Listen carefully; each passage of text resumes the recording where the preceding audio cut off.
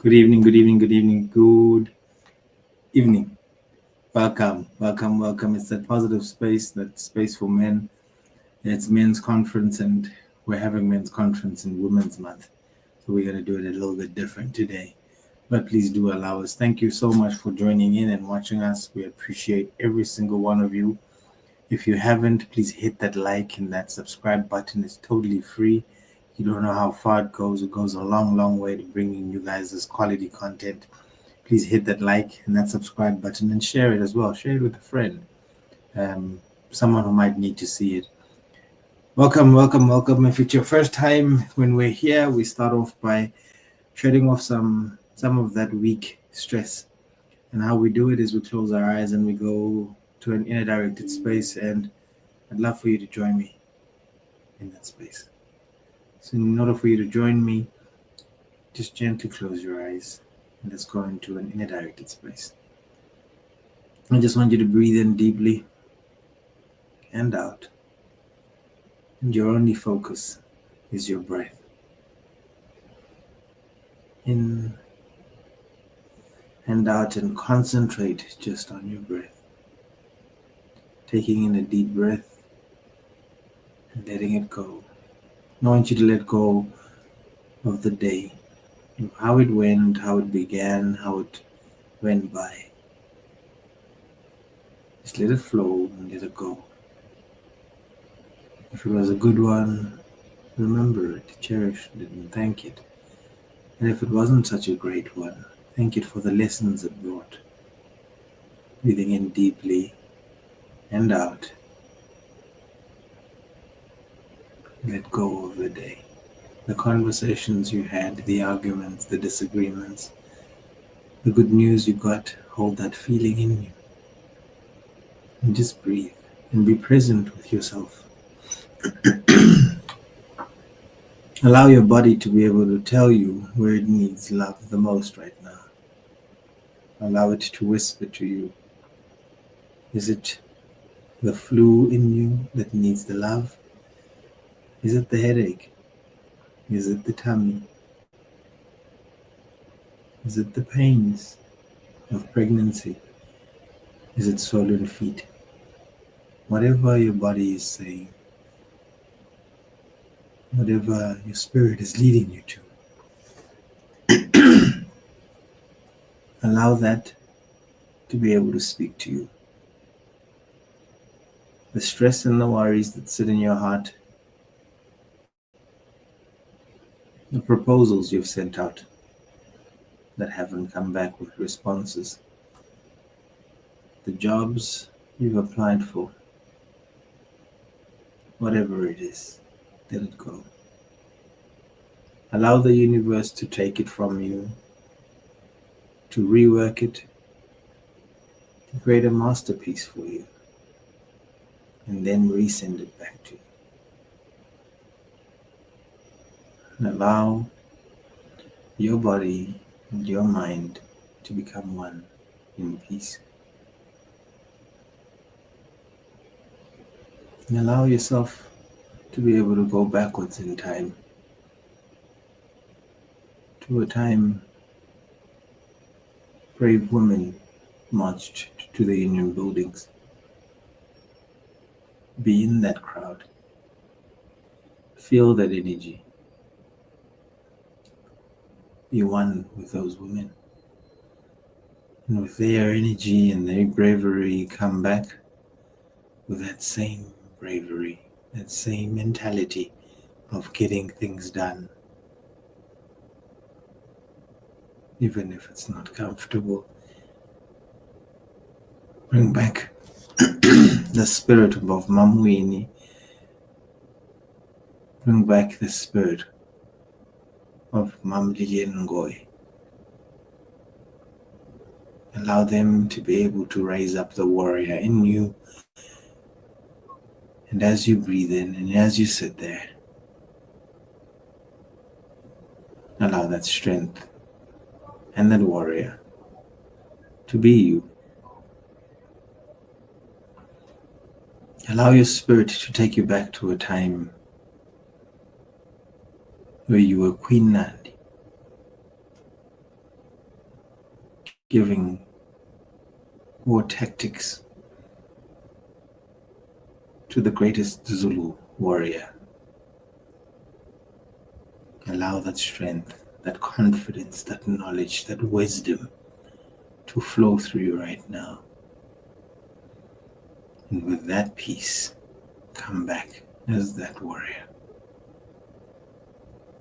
And when you are ready, please do join me back in your conscious mind and open your eyes. Happy Women's Month. Umoya uyaphila, umoya ukhona, umoya alright.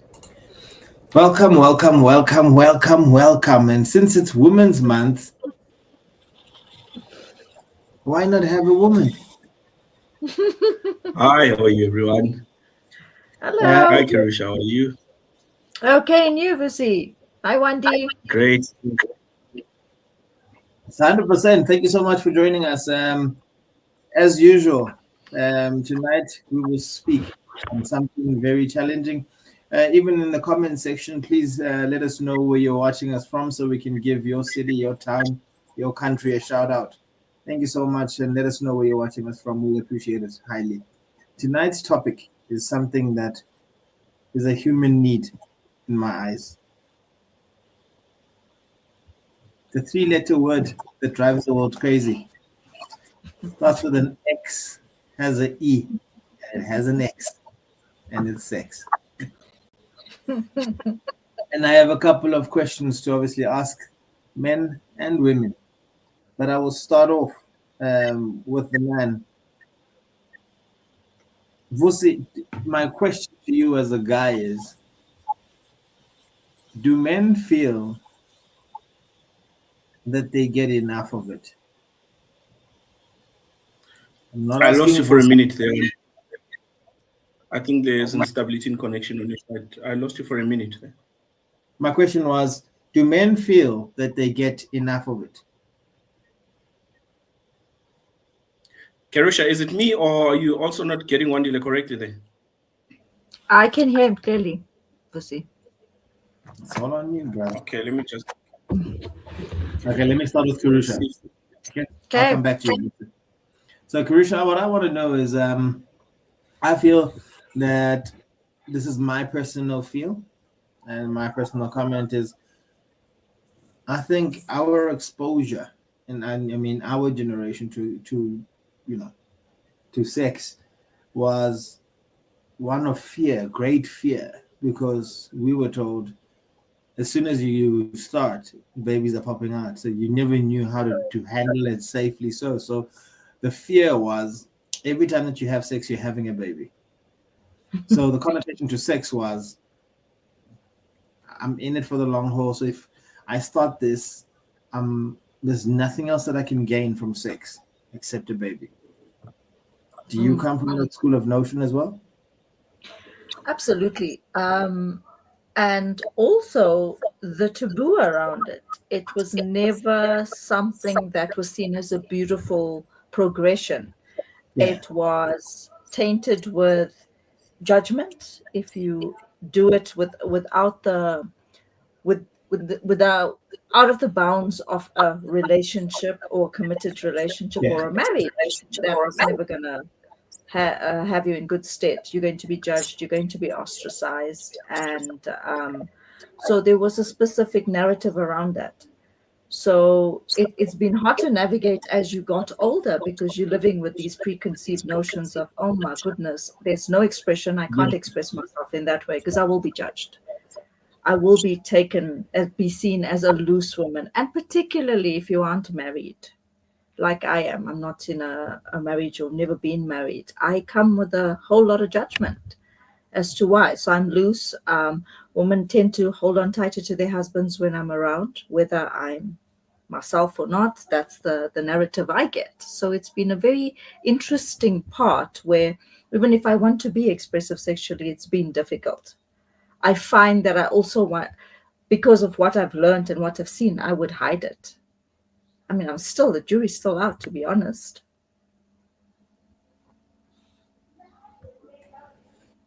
Okay. Oh, great. You get? Yeah. because yeah, got you. Thank you so much. And I mean, with you saying that, it means that there's a psychology around sex then that we've brought into our lives, which means that we are not as, and I'm talking about brown people, we could, or as much as we should, because of the psychology of sex is for making babies. And if you actually do explore it, you're loose. You know, where did you learn it? You know, where does this come from? You know, and so, Vusi, do you get that as well? Is that you were afraid? I mean, I know that you were married at a young age, and you've been married, and you're still married, and so sexual adventure. Do you feel that in that confide, in that space, you can't just, you know what, I saw something, let's try it? Or do you have that type of a relationship with sex that you are able to go, I haven't tried that? You're muted, my king, you're muted. Oh, thanks, man. I'd like to greet the viewers. It's when you look at that aspect of sex, it's sex is interesting. Sex is beautiful, and it's something that was made precious before time for us to expand, for us to be attached to one another, right? And I feel there is a lot of taboo that has been put to sex, right? Obviously, it needs to be respected. You cannot like just speak about sex because anytime, anyhow, because it's sacred. But being married for almost the number of years that I'm married, I've learned that it's an act of affection. So, when you are scared to be affectionate, then there's something wrong there. So I believe that the right way to express sex is to be free, be vocal, and again, it opens up another chapter again that we'll look at. I don't know if we will still have time, where the fear also comes to instill other perspective where now you are comfortable to go and approach somebody else because you're scared to speak up about something that makes you happy where you are. Because, marriage as a whole, it needs to be happiness. And then for men, sex is a need. And for a woman, sex is a want. So it's a combination of a whole lot of things that bring up this ball, which is sex, right? And now when you get to a point where you are scared now to explore one part of this fear, where are you exploring it from? So for me, you need to be free. It needs to be a space where you be like, baby, today we're going to turn the tables around. It should be there because, in a relationship, it should be there must be freedom. There must be freedom of expression. You cannot get into this act scared, then how will you explore the wonders of this world? So I don't know if I'm explaining it very correctly, but in a nutshell, you need to be free. You need to be able to expand. You need to be able to reflect on the fact that, you know what, I've explored, I've enjoyed this, and I know. How do you know your partner when you're scared? You cannot understand your partner if you're scared, because now there's fear attached to this thing. But because of now, again, like I say, I'll touch something that I don't know if we'll have time to get to, but it opens up fear opens up for a can of worms for other to explore certain things that would have easily been spoken about. You might find that you want to explore something that also your partner wants to explore, but you're scared. So again, it goes back to the fear that has been instilled in our brains to say sex is taboo, don't speak about this. Then we grow up with that fear of being free to speak up about it. Yes, thank you so much. Karusha, go ahead. Go ahead. Yeah, you raised some very good points. I love that you say, it's interesting that you say that it's a need for men and it's a want for women. Yeah, interesting. We can debate that another time. But what was also good is that you say the right things. You don't agree. I know. It's interesting because times are changing. It's a situation now where we want it as much as you need it. and need it as much as you want it. So it depends. It depends on where you are and at a point in your life where I find that older women are ready to express themselves a lot more because it comes with confidence. So who I was is not who I am now. So that's healthy in a relationship. And also you've got to take into account where we come from, the where how we were engineered. And that's important because talking about it doesn't it's not always natural. Not always natural. 100%. I fully It's agree. it's very difficult. And if I'm having a partner who's always bringing it to me, I'm going to feel like, oh, a little bit insecure. It depends, it depends on where I am also, because I might feel like, is that's the only thing you're wanting to talk about? Is that so? It's a nice dance you're going to do, remaining cognizant of where your partner is, and that comes over time. So it may form part of the initial discussions when you're engaging with people, and then start ramping up. I think it's something to talk about before you actually get to a marriage point, to say, tell me about what your feelings are about these things. And it's not stuff we talk about, but we are in a place where we need to be talking about stuff like this. Because again, women's bodies change. We go through different phases in our lives, and there might be a point like menopause, perimenopause, where this is not something we want to talk about. I don't want to hear about it because everything about me is changing. I'm not feeling very comfortable within my own body. My body's not my own, but also there's points where you're not looking at me the way I want you to as well. So men are changing too. So again, it's constantly a dance that we're doing. There's never going to be a right, there's never going to be a wrong. But when the dialogue starts and the uncomfortable conversations happen, we have to sit in the discomfort and bring it up time and time again. So you bring through very, very interesting points. Thanks, Fusi. I love that. No, Thank you so much. much- Vusi brings a point across, and he says, from a point of fear, sex is not enjoyable, and I fully agree with that. But for a lot of people, sex has been a routine to fit in. So I will explain to you. Excuse me. Go ahead. Interesting. No. I'm listening to this point, and it comes across very much interesting. I want to hear more now. Sex has been an activity for a lot of people to fit in. So in society, we have programmed our mind, or we've been programmed to program our minds to say that in order for me to prove to you that I love you, I need to give my body over to you. So that's been the number one way of proving love. Unfortunately, this is only proving my ability to be able to, for most women, it's been the ability to be able to humble themselves and to be able to, what do you guys call it? Women, what do you guys call it? When women not become subservient, but they honor themselves by giving themselves to their men, they become, English data bundles are gone. Whew, okay. That word. Submissive. There we go. Yeah. So they become submissive, and they offer their bodies as a tool to prove their love to a partner. So a lot of people have gotten into sexual practices as a submission and not as an offering. This is how I love you, and this is how I give myself unto you. This is my symbol of how much I am willing to unite my spirit, my soul, my body with you, to become one with you. And so I am able to make the soul tie with you, so that our souls are tied, intertwined together, being separated by death. So some of the illnesses that we find amongst people started spiritually, and they manifest physically.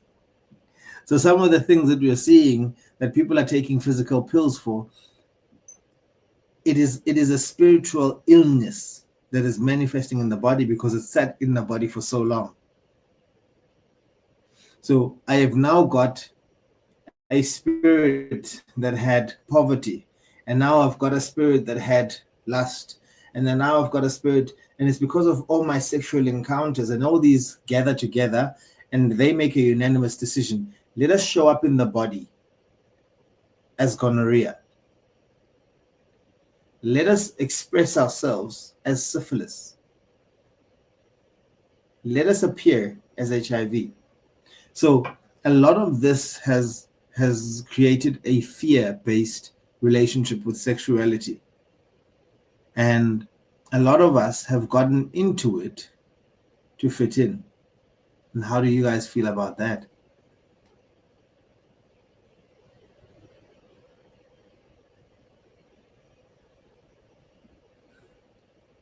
Yeah, it makes sense. It makes sense because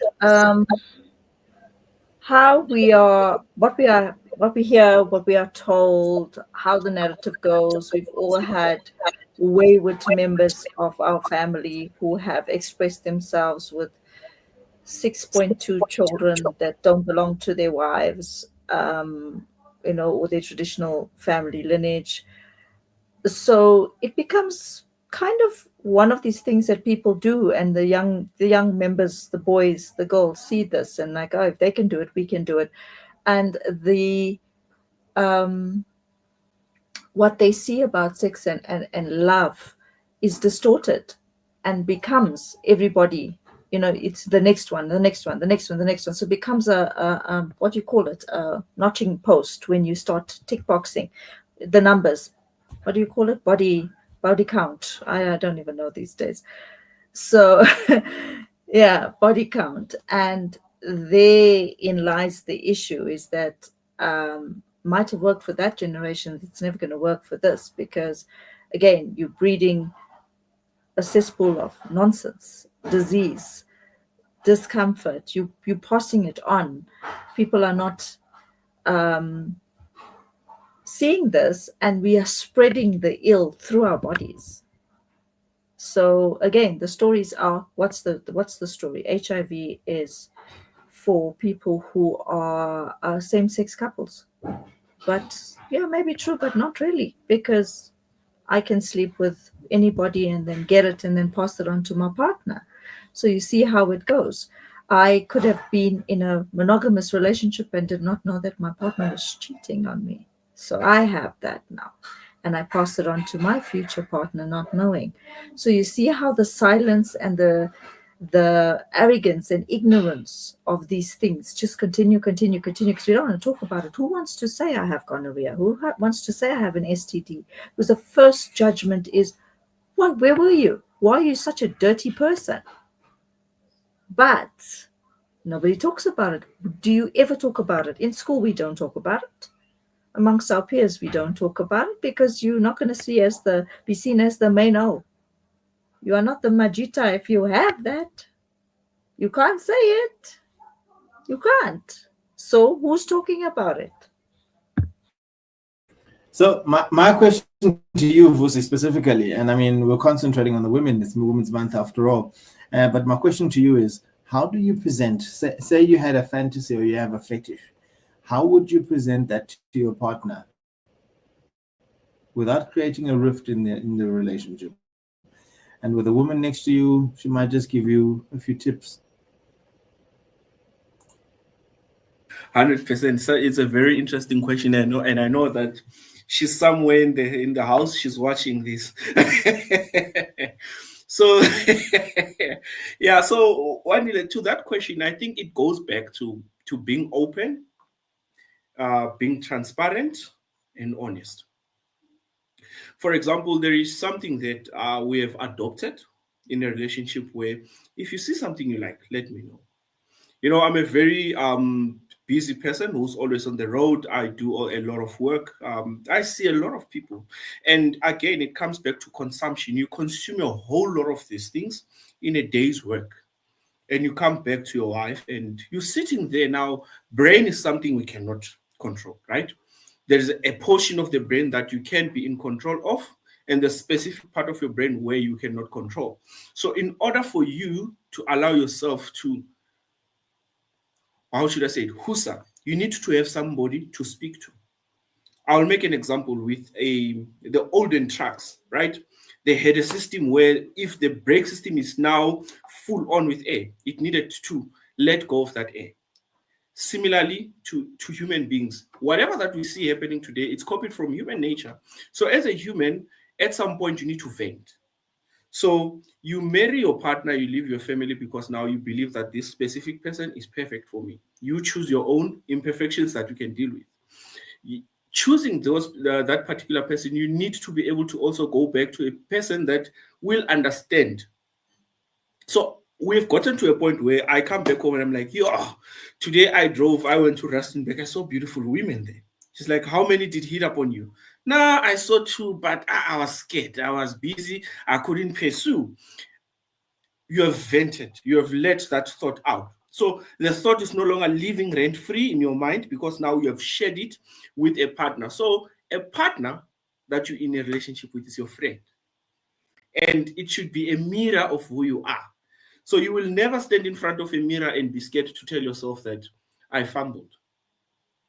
So your partner is somebody that mirrors you. So even in your absence, you should be able to reflect on the fact that I know that she's trusting that I'm going to do the right thing. And doing the right thing means that even in the absence of anyone, you can still come back and say, yo, today I made a mistake. I said hi to that beautiful lady. By the way, she was just beautiful. I had to say it. You understand? And you get accustomed to being comfortable around the fact that it's okay to appreciate.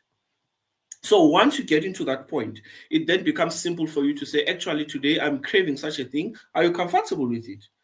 It's not a matter of where did you see it, but we understand that we are adults who are living in a world where things exist. But if you are transparent, you are honest, and you are trusted, then there's no point that somebody will come and question, where do you get this? So it's a matter of those 3 concepts: be honest, be transparent, and the value of respect in loving you. You know, love is very vast as well, but being able to say, I love myself hard enough to know that this is good for me, and I will love this thing outside. And I'm not saying thing because I'm now objectifying women. Please don't get me wrong. But I'm saying I love you so much that even in your absence, I'll still remember that I love you. And even whatever that I see interesting, I'll come back and tell you that I saw something interesting outside.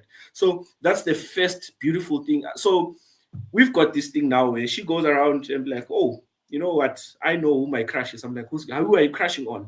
And again, it creates that spark. You know, it gives you that thing to say, oh, actually, there is somebody now that my wife is looking up to. Therefore, let me up my game. You know, it revives the sparks. It brings back that life. So it's those type of things where, again, it boils down to 2 things: honesty and transparency. There's nothing that surpasses that level of maturity in a relationship where communication is not just about the bills, you know, how was your day? Yes, today I'm at work and I'm not concentrating. I'm thinking about you and I think this is what's happening to me. Can I come back home? Obviously, it doesn't happen all the time, but that's the level of communication, and it takes time to get to that point, you know.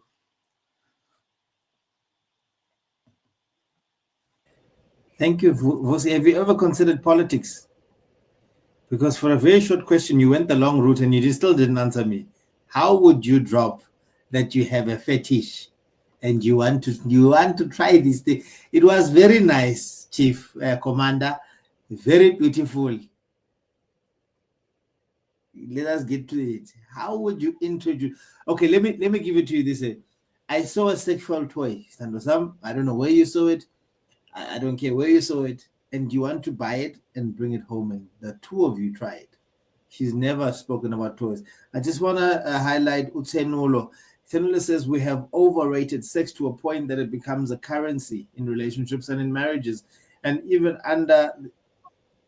Oh snap! Hey, hey. Even to underage. This is so destructive, and if we can respect sex and not commercialize it, we can have a positive nation. So Yakama Sutring Papa, 50 shading there. I just want to quickly touch on Senolo there. I think we have destroyed the sanctity of sex so much that we don't understand its importance and its bonding effect. I think I'll explain it from a gentleman's point of view or from a guy's point of view. There's there's a moment once we've released where we feel so naked as men that the hands of a woman complete us. Just her touching the body. Just and there's something a women love to do is cuddle.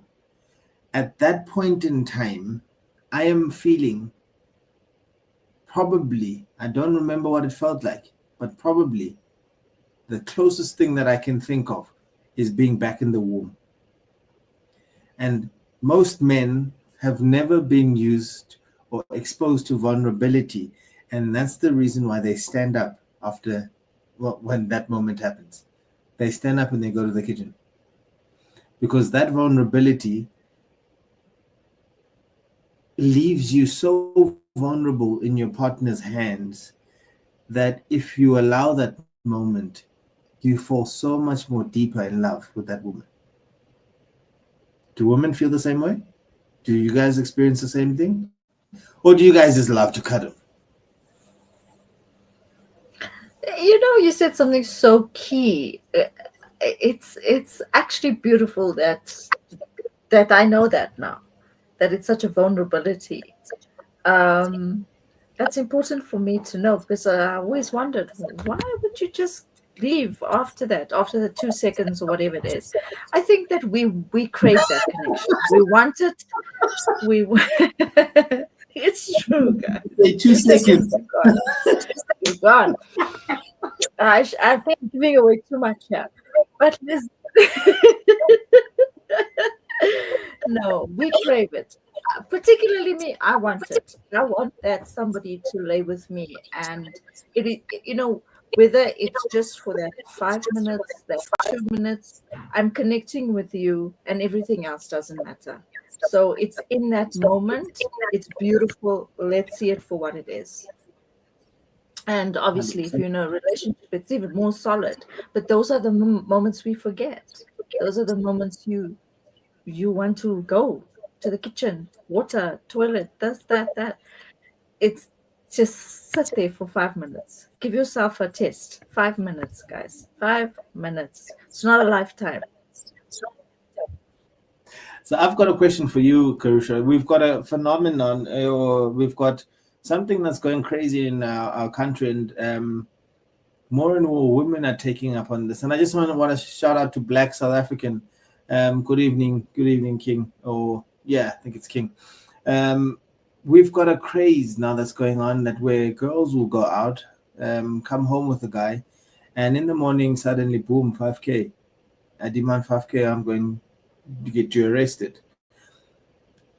What happens in the psychology of a woman where you are now using sex as a currency? You are now using your body as a currency to be able to trap and entrap men, or to put men in a situation where there's no plan. There's no way out. You are gonna sit there and you're gonna look for 5,000 rands. You like it or not, Vusi's gonna call me. I'm gonna call another friend. We're gonna put this 5,000 rand together. But what happens in the psychology of a woman? How what happened to get you there? Sure, that's a hard one, because it could be many things. It could be, um, I just am in that phase where I really don't want to work. This is an easy bet for me. I don't value myself much, and I know that I have a hot body, and that's what I'm going to use. It could be that my friend, family member, sister, mother, daughter was sexually assaulted, and this is my innate rage that's coming through. So I'm going to make all of you pay as best as I can, physically, emotionally, mentally. It could be that I'm desperate. I don't know what else to do, and this is my bread and butter, because I have nothing else and I don't know another way. I could have been abused, and I'm angry, and this is the only way. There's a million things. Or I'm just watching society and their messed upness and just going with it, because I want the shoes. I want the trip to Dubai and I'm not getting somebody to do it, so I'm going to figure it out myself. Or my friends all have this, and it could be a whole host of things. It's extremely sad because one day that person is going to wake up and regret a lot of it, or have AIDS or diseases. But bottom line is, comes from a place of hurt, is my view. Something happened along the way that that person is not dealing with, they're not identifying it, and I'm just using Vusi as my target today. I'm gonna make him pay for everything. Somebody's said something to me, Vusi's gonna pay today, but for every man that ever hurt me, he's going to be the one that's going to pay. That's my view. I mean, again, personal view. Thank you for sharing that. Thank you so much for sharing that. I hope that to all the ladies that are out there watching, do you want to say something towards that, Fusi, before I move on to your question? I wanted to add something. That's a very beautiful point that you've touched there. And I also think it goes back to the responsibility of society and education when it comes to this point where we've got an imbalance. And again, it's a Women's Month. We're embracing women, we're celebrating women, we're empowering women. But as men as well, I feel to a certain degree we need to be held accountable for the lack of responsibility when it comes to maintaining that high standard in society where we still glorify and keep women as precious and sacred as they are. Do you understand? And it boils down to the fact that women, it's a cycle, this thing. Women becomes hurt, and then they hurt the male figures, and then the male will come back to now create a very angry woman. Do you understand? And I think the starting point is the head, right? This is where it all starts. So when we can fix the crown of a man, the man will then be able to remember that I need to take care of this precious person that is in my life. And once you have molded a very responsible woman who knows that a man is not just a man, but a man is there to protect and serve and protect. As a woman, I'm going to be behind this man, and that woman is balanced. Therefore, the whole of the society is fixed. So we also need to hold society accountable to a certain degree in terms of what needs to happen to the community when it comes to how we see women and how we do. Because a rape case would happen. And the next thing you see that man walking the streets again. We have let a woman down. Now she's an angry woman. Do you understand? And what do we do? Back in the days, there used to be like a group of community men that we knew that these are the tribesmen who are going to uphold the law, who are going to whip that man until he goes back and realizes that I've sinned. So if modernization can, for a minute, stop in Africa, and we focus on the fact that we need to uphold that strong will of fixing. Let's not modernize everything. Let's modernize, yes, to a certain degree, but let's keep certain things traditional and spiritual in a way that it does not take away from us. Because when we are spiritually woke and spiritually aligned, it's less likely that we're going to hurt. It's less likely that we're going to rape. It's less likely that we're going to be sexually vulnerable and be scared to speak up that now we want sex. Because now we go back to objectify women and they become angry. You understand? And when they become angry now, they come back to hold us and say, I want 5 grand mavuso, and it's a problem.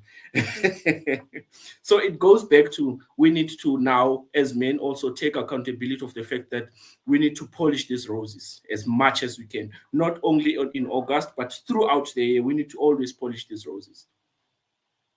100%. Lufosi says, go back to the fundamentals. And thank you so much for bringing that point across. My next point is, do you guys feel that we became sexually active way too young? I was 19 when I lost my virginity. I was in tertiary, and if I could, I would have stuck it out even longer. The reason being is I was not mature enough to be able to handle so much fun. It was like putting candy in a baby's hands, and I just stuffed my face. Too much fun for for a young man at that time. Did I just tell you my age? Okay, cool. Um, but I still feel I could have hung out a little bit longer, and I would love, one day to speak to teenagers in high school and say, describe what sex feels like to the T, so that you guys don't have to keep wondering what it's like, so that you guys hold on, like keep the sacredness of it, because the longer that you wait, the more pure you are, the more pure your spirit is, the much more quicker the things that you want in life flow towards you, because you become an attraction ball, and the universe pulls all these things closer to you. I've watched someone who lost their virginity the day they got married, and I've watched her blossom into the most beautiful human being. And at times I used to think to myself, "You're the dumbest girl I've ever met. Just give it up." And then now I look back and I think it was really worth it. She stuck it through, and her things flowed. Went to school, got her degree. Everything flowed systematically as it was meant to. Not saying that those that have broken their virginity before marriage, struggle in life, but what I'm saying is I've witnessed it with her because of her purity and self-worth, and I see that she doesn't need her husband to feel worth it. In fact, he's an addition, and I now see what it means to have a partner who adds on to you. And now that I'm at the space that I am with my beautiful partner, the addition that she's brought is me appreciating myself, and she just adds on to it. Me loving myself, and she just adds on to it. Me blessing myself, and she adds on to it. Whereas before, I would come with a begging bowl and go, "Please bless me, please love me, please." And you become the most horrible partner, because in all of that, you're always asking. You're always asking. So my next question for you guys is, well, that first question, do you guys think we gave it up too young? We got involved in it too young? I always start with the ladies. It's their month, and then I'll come to you, Vusi. It's quite a tough one, because the answer is yes. I wish I had waited. I really, really wish I did, because I realized I was too young. I was very naive, and it would be great to blame the person, but I believe that it just started, some stuff in my life that if I didn't do that, I think I would have made sense of a lot of the other things. So it just I became too adult too quickly, and I became attached. I became attached to it. I became attached to. There was an expectation of him. He needed to be everything to me, and that is a problem, because he was just doing a natural thing, and I was following suit. But I was young, and I wish I had just did not do it, because then he became the bane of all my problems. I can still blame him today, which shows I've got a lot of healing to do. But in hindsight, yeah, the answer is definitely I would have waited at least 3 more years when I was emotionally okay, because it brings a lot of, if it's a one night thing, it's a different. But when at that point in your life, when you're a teenager, you're not thinking about one night. Your boyfriend is your boyfriend that you're going to marry. That's how we grew up like that. Your partner, your girlfriend, whatever it might be, is the person you're going to marry. So I'm connecting to you on that level, and I'm having an expectation of you that's going to be carried through. So you're going to save me. Because what do we know at that point?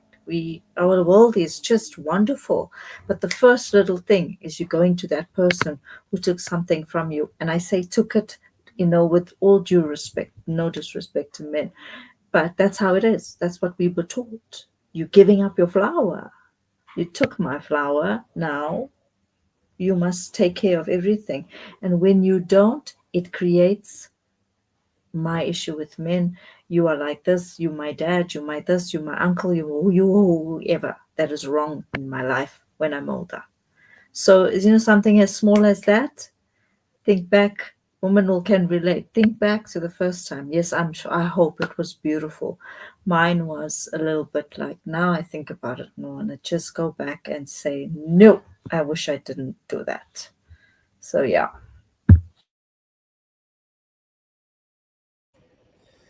Vosima Vosada Wabkoza. Wow, interesting. But you're pushing these questions to us and you're not answering this question, Wandile. You also need to come back to this very same question. You need to come and tell us.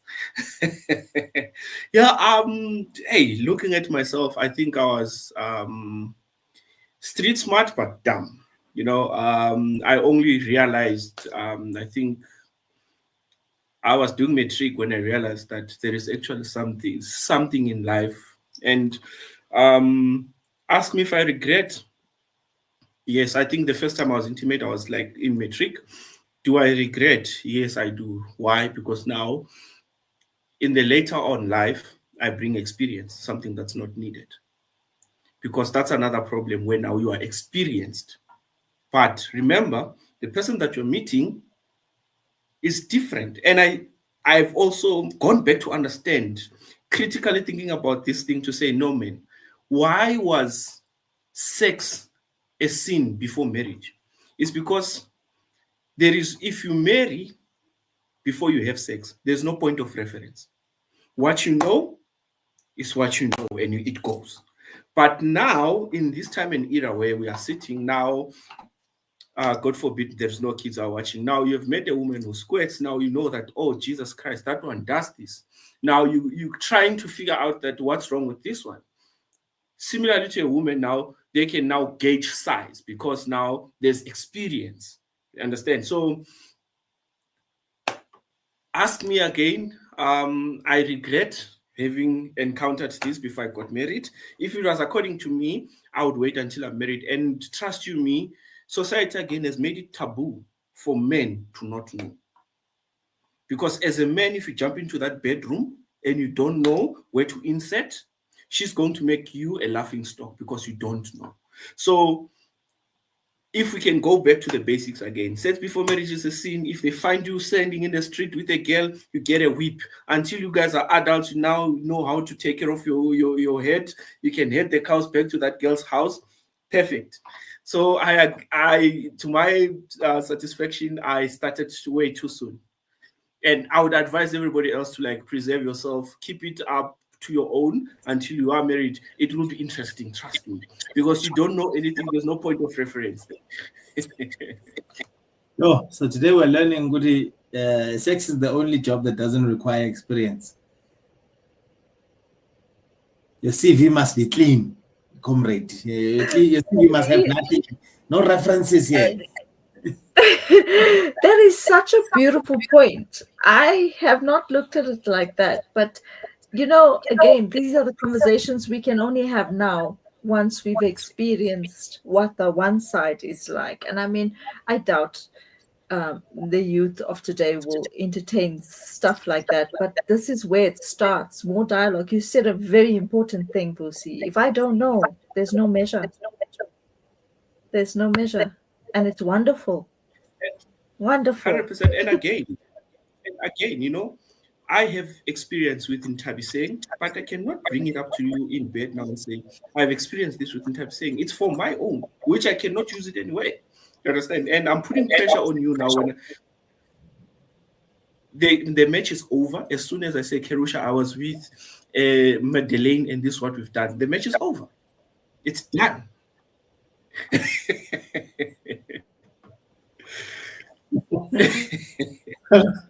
So I love the fact that you're saying that experience in this case doesn't count, and having references is actually, it counts against you. And sexually, what I would like to figure out is, do you guys feel that brown people have experienced enough? Do you guys think we've explored enough? For example, a lot of brown people, and when I'm saying brown, I'm saying our colored, our Indian, our black communities. You say something like Sim 2, and they go, whoa, Sim 2. But what if in that marriage, in that relationship, sim 2 is like, ooh, the greatest thing that you guys have ever experienced? What if now we're talking, are we allowed to talk like this? Are we allowed to name things? I think we're adults, aren't we? I doubt. Okay. Um, you know, some of the things that people want to experience. Society has said to us, ooh, not that. That's dirty. That is for prostitutes. That's for those nasty people. Those people. Then have you watched how when a person walks into adult world, everyone goes, what is he going to go buy? What is he going to go buy? What is she getting there? Is she buying a vibrator? Is she buying? What is she buying? And that is one place. I'll take you to a very simple point. A filling station after partying at night, and someone goes, "Can I have a pack of condoms?" Right? A condom. Can I have Stuyvesant? And I'm a condom. with the numbers of AIDS in our country, he should be going, "Can I have Stuyvesant?" And I'm a condom. He should be screaming those condoms at the top of it. But that's how taboo we've made sex to be in our country. We've made a cancer stick more comfortable than, getting a protective measure for something that is inevitable. Once you've tasted that fruit, trust you me, 9 out of 10 times, you are going to go back to it. And, Tenelo comes back and says, we have done away with institutions of knowledge where in our culture, girls and boys would be taken to initiation schools to conscientize and condition our youth on issues of sex. But now social media, I guess, has taken over their minds. And let's try and revisit our culture. Exactly what Uput was saying is that we've lost touch with our families, with our cultures, with our ways. And I know that all of our cultures, especially as people of color, have a rite of passage and purity. And in Women's Month, as Karusha, what would you say to that little girl who's in high school, who's pondering on, getting stuck in because she's not cool enough, and she's just gotten a boyfriend, and he might be the jock, he might be the cool guy in school, and just to keep him, she's ready to give it up. What would your advice be to that little girl? It would be just take your time. Again, speaking to, I'm not speaking to her, I'm speaking to society when I'm speaking to her, because she's part of the collective now, and say, I would just say, go trust here. If it feels good for you, if it feels right, and the truth of the matter is, you go in, you'll know. If you feel like it's the right time, are you prepared for the consequences, which is the pregnancy, the ostracizing, that is, he might leave you. This might happen. Your friends, this, that. If you're prepared for that, then go ahead. It's your life. But this is my story. Maybe you'll learn something from it. I think that by storytelling, dialogue circles, and having those open stories, and me telling the truth about my experience, and basically where it led me 100 years later, might make the difference in her life. So easy to say, don't do it.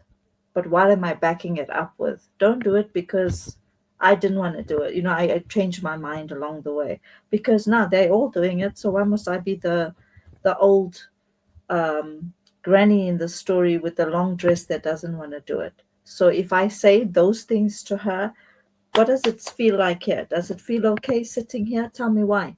Probing, talking, not just a quick conversation, a continuous dialogue with it, and having that support of, okay, we all feel this way. Call me anytime. If you want to do this, let's have conversations about it. So I think it would never be just a quick yes or no talking.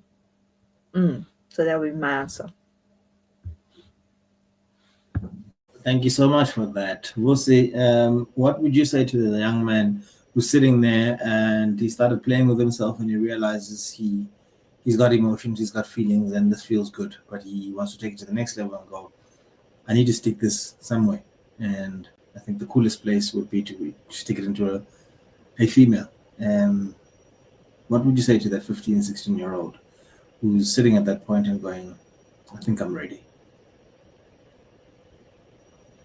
In closing, I know that we no longer have time, but in a nutshell, I know that you like to say I should have been a politician. Without the right person to speak to, it's a problem, right? So the first thing is to going back to being available as adults, but also be available in your adulthood, be a child again. So be friendly to this person so that they can easily come to you and say, now this thing is sticking up, what do I do? It's okay, drink water, to go down. So to any other man that's out there, you need to hear it from me, and they will laugh at you. Don't do it. It's not the right thing to do, because you're not going in with full understanding, full knowledge, and what you're getting yourselves into. It goes back to the initial conversation we've had: gonorrhea, syphilis, and all of these things. This thing exists. So young men out there, you will get sick. That's the honest truth about it, because you're doing something you don't know. So don't do it. Thank you so much. Thank you so much for your input. It's invaluable. We love you, and I just want to then give you guys a couple of minutes just to say your goodbyes. I just want to thank an organization out in Davidton. I spoke there this Saturday, and they gave me this beautiful canvas, man. Shout out to URC. They gave me a huge canvas, man. They love the show. They're supporters of the show, and they said, hey, come through, come speak to us. And here we are. I came back with a beautiful canvas. I love it. And they said, listen, we love the work you're doing out there. And I appreciate it, man. It's the small things that actually make the huge difference in life. It's, the small appreciations. What is your last message to South Africa? Speaking about sex, Karusha, if you were to be given 10 minutes next to the president, in fact, an elevator speech, and address the whole country on our sexual behavior. And My fellow South Africans, it's your auntie speaking. Take your time. There's absolutely no rush. And women and men, it's time to be vulnerable. It's time to be vulnerable with the youth. Listen, share your heart, share your soul, because they have many, many strong people that they can look to, but they don't have vulnerable people. Members of society who will get down to their level. As Vusi said, we need to be walking together, not one ahead. Doesn't mean that I'm as old as I am, or 20 or 30, that your opinion is not valid. Your pain at 20 and 15 is my pain at 49. It's the same thing. I can't tell you that it's different. So I'm willing to say, let's share together. Let me hear your story, listen to mine, and be honest and open with yourself. You have people to talk to. This is a perfect forum. So, the three of us have come together beautifully to talk about things, different things, but the same basic message is that we are here. People are here to listen, and you listen to all our stories, and it's caution, hold on. We're not saying don't. We're saying take your time. That's mine. thank you, Auntie. Was it?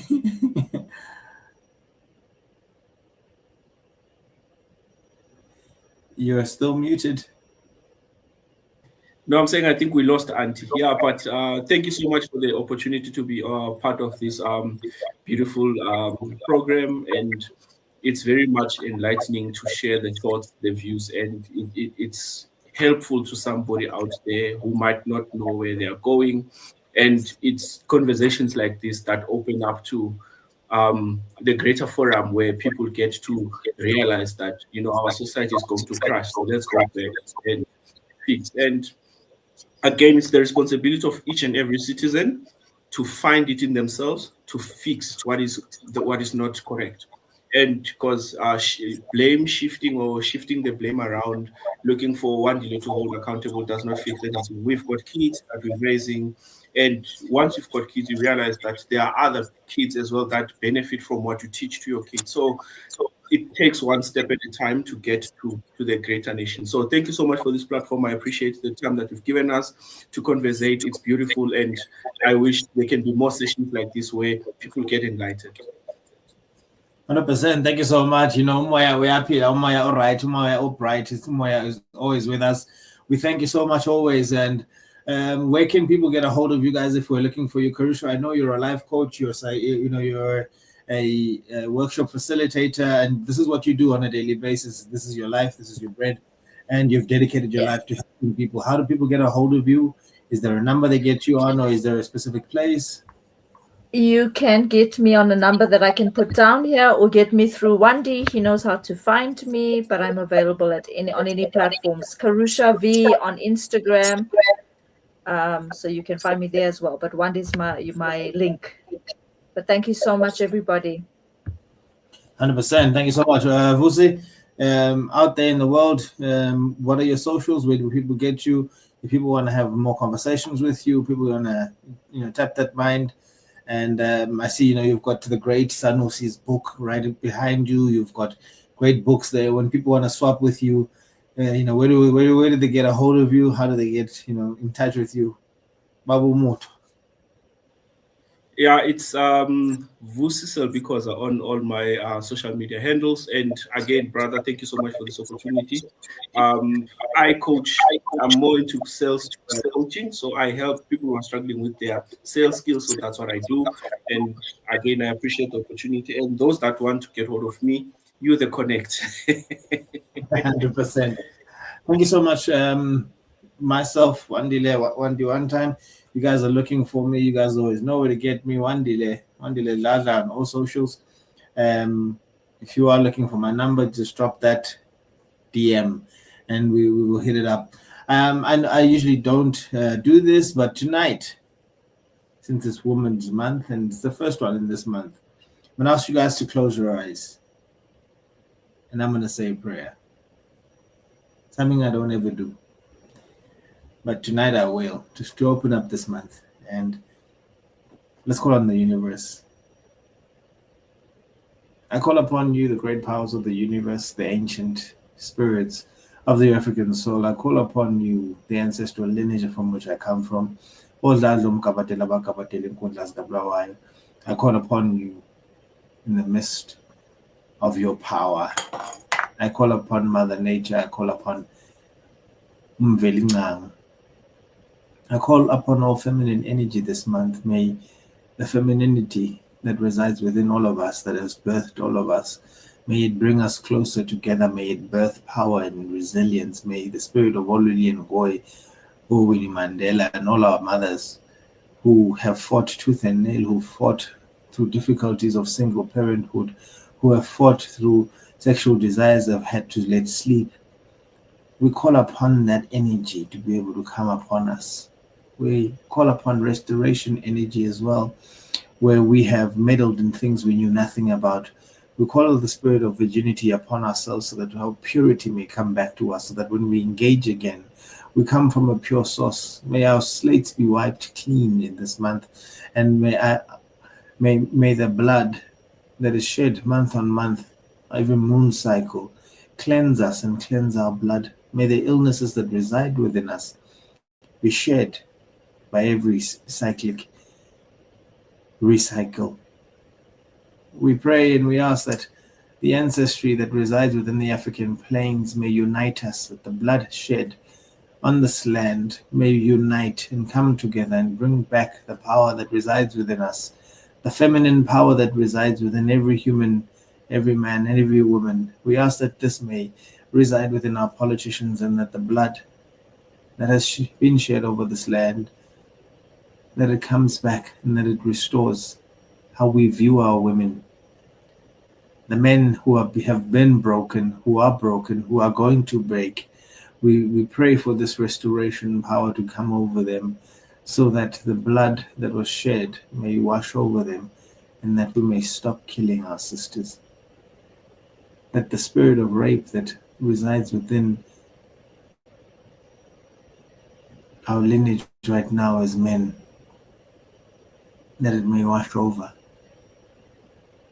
We offer that blood as a sacrifice for that spirit to die. We offer that African blood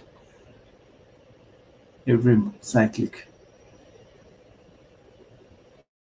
menstrual cycle, that the power that resides within it may be able to pave a way for us to heal our women and heal our nation and to grow our nation, and that in this space created by a woman, that the healing may reach the nations.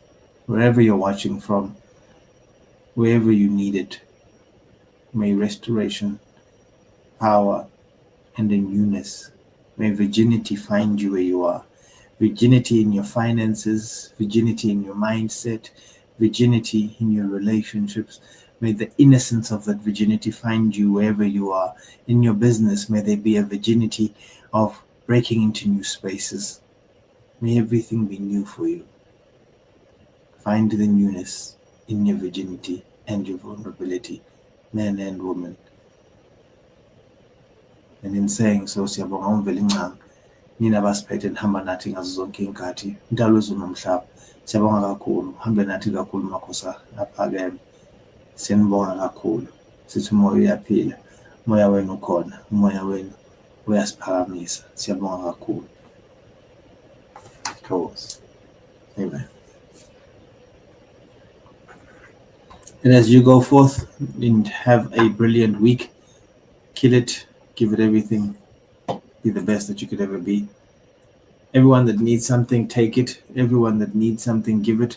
And everyone that needs something, receive it. Umoya, all right? Every Monday, 7 o'clock, same place. See you next week.